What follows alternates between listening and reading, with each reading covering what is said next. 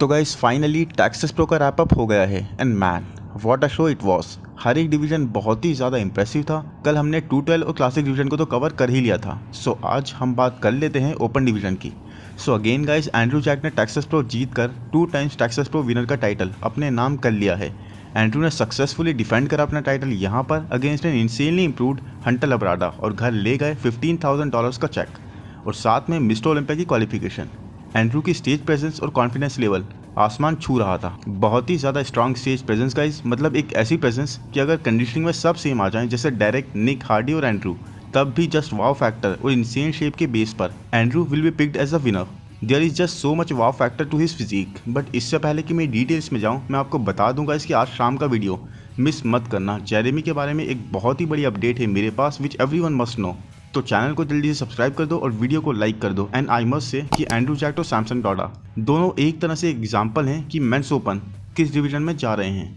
Hunter और Andrew दोनों की तरफ से इंसेन इंप्रूवमेंट्स थी इस साल, और एक ही साल में इतना ज़्यादा डिफरेंस, एक किलर जंप दोनों की तरफ से गाइस, और दोनों ही अपनी बेस्ट कंडीशनिंग लेकर आए थे स्टेज पर। और जैसा एक ये लाइनअप अब होता जा रहा है, जिस तरह की परफेक्शन की तरफ ये डिवीजन और ये न्यू टैलेंट जाता जा रहा है, मुझे सच में नहीं लगता कि अब ब्रैंडन करी या फिर बिग रैमी इस टॉप स्पॉट की बैटल में होने वाले हैं। There is just so much improvement and unique factor involve now कि उनका कंपीट करना बहुत ही ज़्यादा मुश्किल है। सो एनीवेज गाइज, यहाँ पर थर्ड प्लेस पर आए कार्लोस थॉमस जूनियर, जो हाइट में सबसे ही कम थे बट मसल मास में सबसे ही ज़्यादा। He was damn thicker from every side of his body, but Carlos conditioning का मार्क काफ़ी ज़्यादा मिस कर गए। Carlos wasn't at all sharp. ऐसा लग रहा था कि कार्लोस कम से कम 4 वीक्स आउट हैं अभी भी शो से।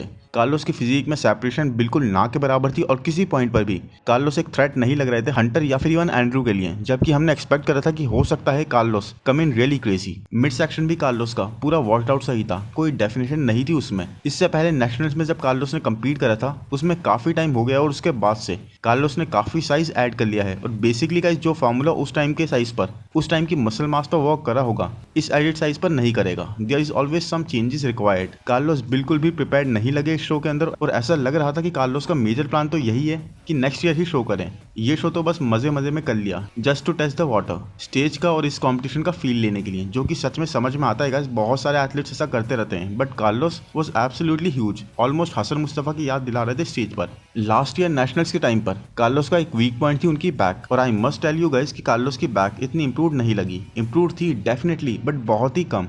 तो अभी कार्लोस नीड्स मोर टाइम ताकि उनके फ्रंट की तरह ही उनकी बैक भी सेम ही पेज पर आ सके। But for now Carlos wasn't at all competitive. Now second place पर आने वाले की बात कर लेते हैं, और वो है हंटर लब्राडा। और प्री जजिंग और फाइनल्स दोनों में ही हंटर और एंड्रू को तो जजेस ने पहले से ही अलग कर दिया for separate call outs, but यह डिसीजन लेने में जजेस को काफ़ी मुश्किल होने वाली थी, और इसके लिए जजेस ने कई सारे राउंड्स करवाए दोनों से ही कंप्लीट पोजिंग के। थे ही कुछ इतने ज़्यादा कंपेटिटिव दोनों स्टार्ट में। तो नाउ नोट करें स्टार्ट में, तो ये मैंने क्यों बोला, क्योंकि ये मैं अब आपको बताऊंगा आगे वीडियो में।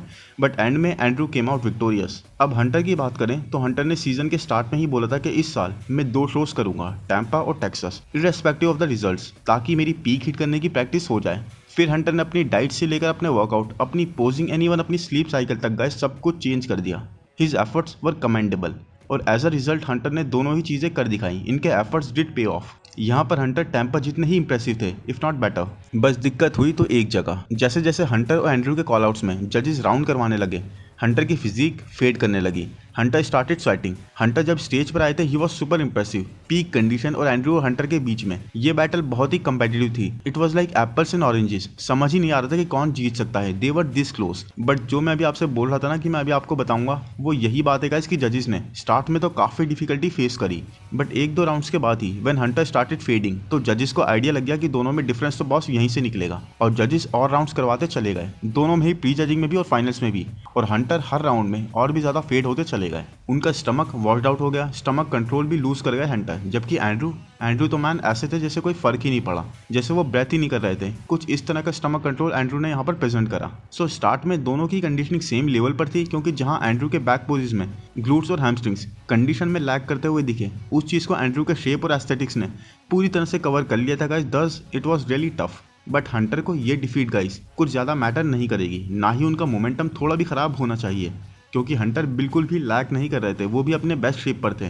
और उन्होंने लूज भी कराए तो एक बेस्ट एंड्रू जैक से। और अगर हंटर वैसे फेड नहीं करते तो जजेस के लिए ये चीज़ और भी ज़्यादा डिफिकल्ट हो जाती है डिसाइड करना, क्योंकि अगर आप स्कोर कार्ड देखोगे तो सी दोनों में ही सिर्फ और सिर्फ एक एक पॉइंट का डिफरेंस था, पी जजिंग और फाइनल्स दोनों में ही। सो आप समझ सकते हो कि वो डिसाइडिंग फैक्टर कितना माइनर रहा होगा। सो ये एक ऐसी सेकंड प्लेस है जिसके लिए हंटर को थोड़ा सा भी बुरा फील नहीं करना चाहिए। अब बात कर लेते हैं एंड्रू जैक्ट की। तो Andrew look like a freak of nature, बहुत ही इंसीन एक कॉम्बिनेशन साइज, सिमेट्री, शेप और कंडीशनिंग का। हाँ, थोड़ी सी फुलनेस लैग कर रहे थे एंड्रू, और आई थिंक यहाँ पर हंटर और एंड्रू दोनों ने ही सारा फोकस कंडीशन आने पर करा। फुलनेस दोनों में ही कम लगी, दे बोथ वर पील्ड। और इस शो से सबसे बड़ा टेक अवे यही है गाइस कि एंड्रू अपना पूरा पोटेंशियल स्लोली रियलाइज कर रहे हैं। अपनी नई टीम के साथ ही has been improving show after show. Andrew Jacked prejudging से फाइनल्स में और भी ज्यादा शार्पर होकर आए। एंड्रू का मिड सेक्शन कंट्रोल इंसेन था compare to anyone on the stage. Andrew की अपर बैक की थिकनेस और डिटेल्स के साथ एक जो पॉप आ रहा था 3D वाला मसल्स में, वो अमेजिंग था। एंड्रू की सिमेट्री मैन एक अनदर लेवल पर थी। इवन फ्रंट रिलैक्स आप देखोगे एंड्रू का तो इतना ज़्यादा एस्थेटिक था गाइस कि आई थिंक डायरेक्ट को भी टक्कर दे दें एंड्रू। यहाँ पर इतना शार्प एंड्रू लग रहे थे। एंड्रू के सबसे ज़्यादा इंप्रूव्ड बॉडी पार्ट में उनका चेस्ट एक बहुत ज़्यादा नोटिस में आ रहा था, बहुत ज़्यादा हाईलाइट हो रहा था। चेस्ट बहुत ही ज़्यादा थिकनेस और स्ट्राइशंस प्रेजेंट कर रहा था। एंड्रू विजिबली बिगर थे एंड साथ ही काफ़ी ज़्यादा ट्राई साइड पर थे। आप यहाँ देख सकते हो कि एंड्रू के आर्म्स बिगर लग रहे हैं, लैट्स थिकर लग रहे हैं, साथ ही लैट्स की कंडीशन में भी डिफरेंस आप देख ही सकते हो। His triceps were hanging. I mean it was surprising guys कि बैक पोजिस और साइड पोजिस में जहां हम हंटर से एक्सपेक्ट कर रहे थे to come out on top, वहां पर एंड्रू कैसी थिकनेस और डिटेल्स प्रेजेंट कर रहे थे। एंड्रू का chest even side tricep pose में guys were looking nuts. Andrew को एक पॉइंट का डिफरेंस बनाने में बहुत ज़्यादा फायदा हुआ मिड सेक्शन से, क्योंकि जहां हंटर का मिड सेक्शन फेड होता चला गया, वहीं एंड्रू की तो स्ट्रेंथ ही उनका मिड सेक्शन है। Dam symmetrical aesthetic mid section. और यहीं पर गाइस साइको लुइस ने इंश्योर करा है कि ऐसी अनकंफर्टेबल सिचुएशंस में जब आपको काफी देर तक पोज करना पड़े तो कैसे मेंटेन करना है फिजिक को, और इस चीज ने I would say this thing paid of. Andrew को बस अब डिटेल्स चाहिए हैमस्ट्रिंग्स और ग्लूट्स में, वो हार्डनेस चाहिए, और इस कंडीशन और थिकनेस के साथ साथ जब वो आएगी तो बैम, इट्स लाइक एक completely dominating package. And fullness भी एक प्रायोरिटी होनी चाहिए एंड्रू जैक्ट की, क्योंकि एंड्रू के arms and legs were really big उनके बिगर फ्रेम की वजह से। तो ये और ज़्यादा फुल होंगे तो और एक अच्छा इल्यूजन क्रिएट होगा इनके लिए ही। एनीवेज गाइज, एक बहुत ही अच्छा शो, बहुत ही मज़ेदार शो, सिर्फ ओपन के लिए नहीं बल्कि हर एक कैटेगरी के लिए। One of the most exciting shows after Arnold classic, जिसने अपनी पूरी हाइप को पूरी तरह से रिलीव करा है।